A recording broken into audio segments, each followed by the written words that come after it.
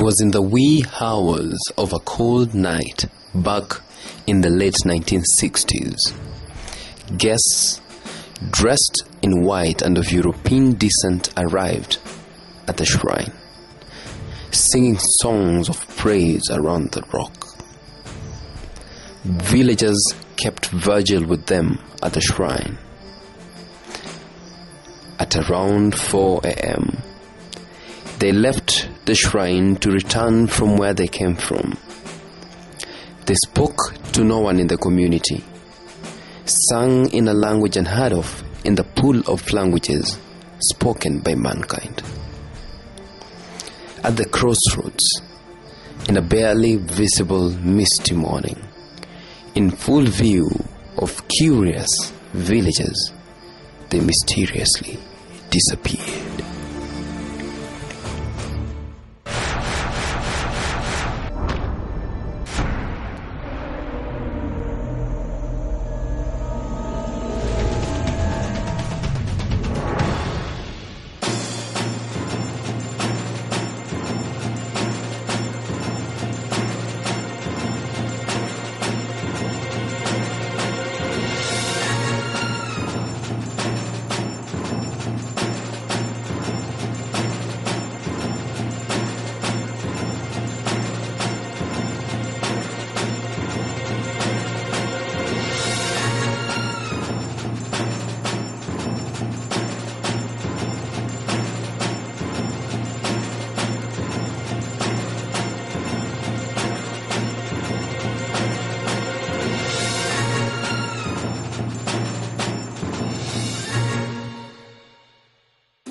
Our journey begins from Maseno towards Luanda town at Ebusakami. A few meters before Luanda town, we take a vehicle headed for Majengo, and finally a motorcycle ride to our destination, Kivagala.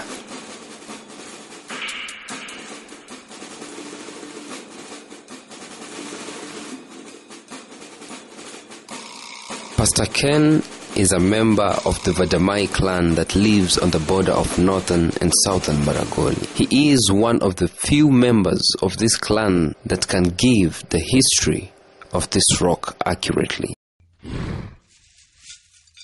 Names are Pastor Kenneth Kavai, a grandson of Germany Musera. Musera is our grandfather, who was a pastor, but he died long time ago. The neighboring North Maragoli, they were told by the pastor of those days to come at least one member with a stone for church construction.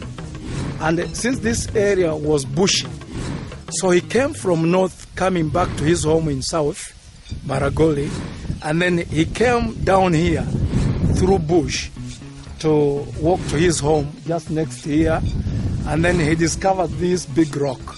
Some years back, almost 90 years, is when this name came Gevera.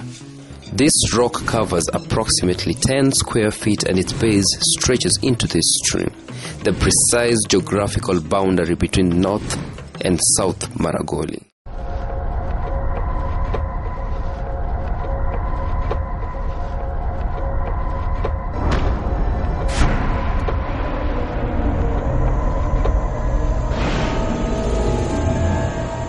This was mentioned to be called as a padlock.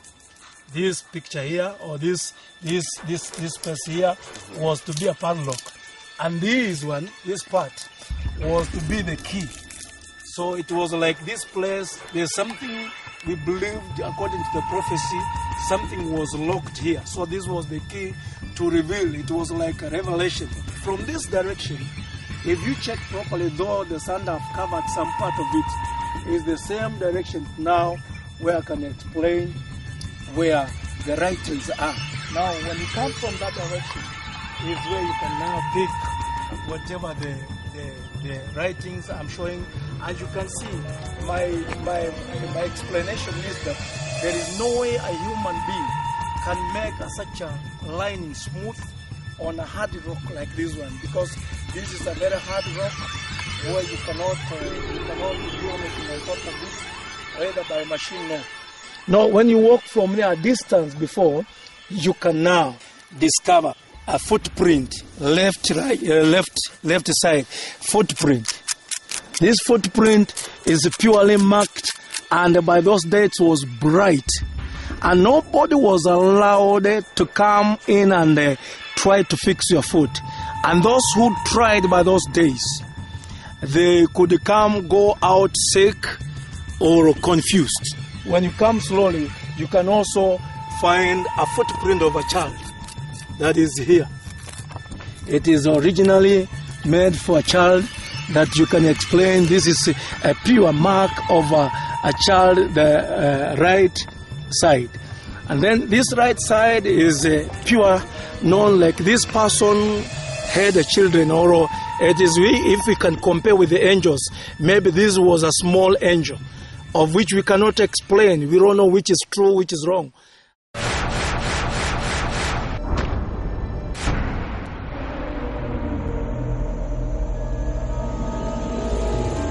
Now, from this direction, I'll show you something like a fingerprint of a person. Right hand, I don't know how it was. This is what it was. And there is another one of right hand that is sealed from the sand. You cannot see it. You cannot touch it now. This is exactly what we believe it was, a right hand print that was left there. That's why you can see it going around in a way. By those days, it was a good one. And there's some numbers that are being sealed inside the soil here.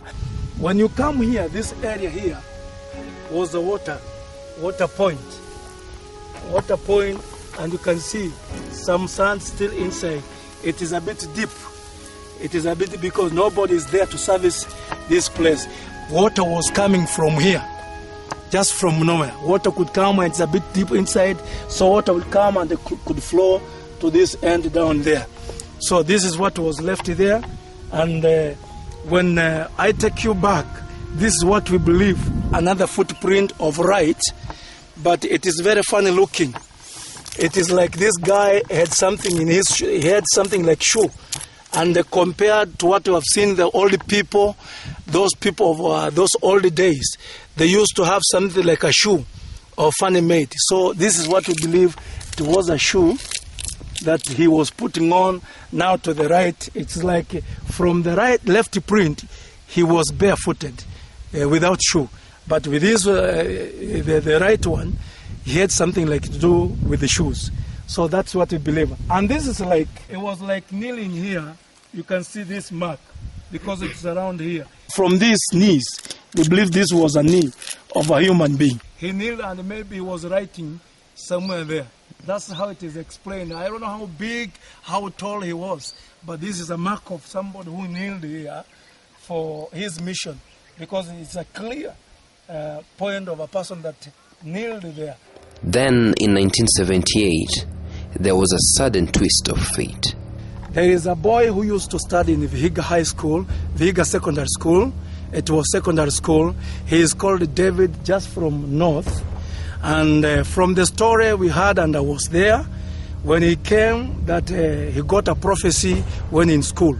So when he came, he went straight to this town, and from here, what he was told by God, he ran back to their homes to explain to the mother. But he told the mother that I was told whatever prophecy or whatever was sent to this town, I should not explain, neither tell to anybody. And then the mother pushed him, told him, if that is the story, take the tea leaves to the factory, then from there come back and you have to explain me, because you can't run from the school, come back home explaining that you are given a prophecy to this town. And by those days, to see a car moving around was an history.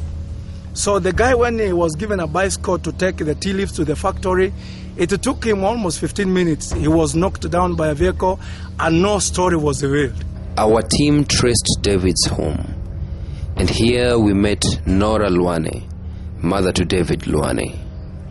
Age appears to have taken toll on her, but sad memories of the loss of her son over 30 years ago remain vivid, like it were yesterday. A Pandora's box she didn't wish to open. I can take you to another position whereby now the prophet came here and they give us the number, like this number 14 is a clear scene here marked on the stone. It is a stone. This number or this marking was we were shown by a prophet. So this number 14, it is like this guy was pinning. You can see some point, and it is deep. It is deep inside, whereby you can fix your finger inside. So it's like this person was like, I don't know whether it was his 2 fingers that was trying to deepen inside. And you can see some other marks of an animal where you cannot ask what the meaning of it. And the other also from around here. This is another number I'm going to explain you. And this number, as I told you, we were told by prophets. There are many prophets who were sent, claimed that they were sent by God.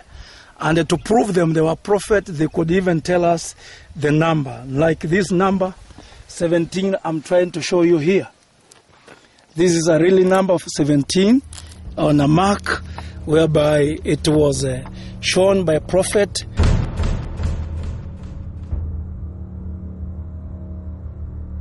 So majority prophets were told not to explain what God has sent them to do. But they told us, from this entire area, there is a great man who is going to be raised here as a king, as pastors, majority prophets. They explained from that direction. Now, when you go back behind the camera, you can see another sign here that was made like this person slept somewhere here, and there was something like a head, something like a human head that was created here, but people came and they took it off from this area. They went with it, but they said it's like this guy was sleeping in a way when he was tired. We believe that after the whole work, this guy was like from this direction, you can see, from when you focus here, it is like this guy came with the family and then he rested from here. So it's like he was resting here. That's what we believe how it was, because you can see it's like somebody now, after completion of his mission, his job, he rested from here. And maybe from here, the water from the stream, they were trying like to wash themselves, because the water was coming from that direction all down to the stream there. So he was like he was bathing and making himself enjoy because of tiredness of the job done. People have come all over.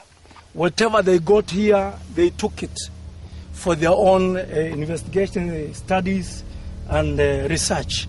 So the research, those who came for research are actually the people who destroyed whatever was originally born of this stone. Some people, when they came here sick, they could walk out. When they are being set free, they are healed naturally from nowhere.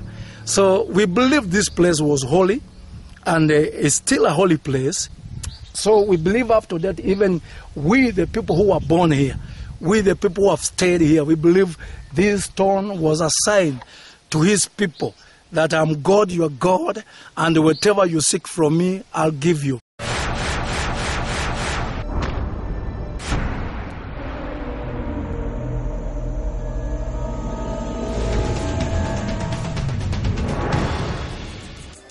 A few meters from Gevera, on a different parcel of land, lay this rock.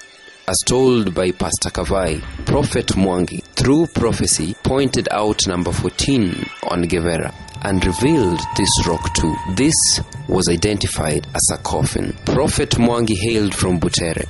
Upon his death, while lying still in the casket, a whirlwind spun it into the skies and has never been traced to death.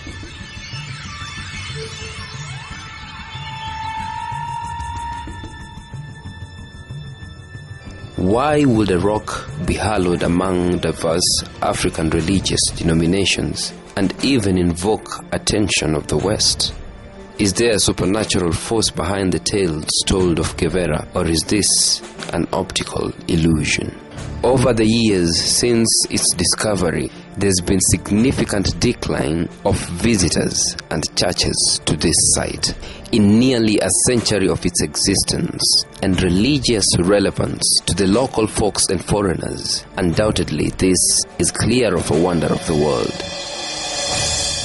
It's a blessing.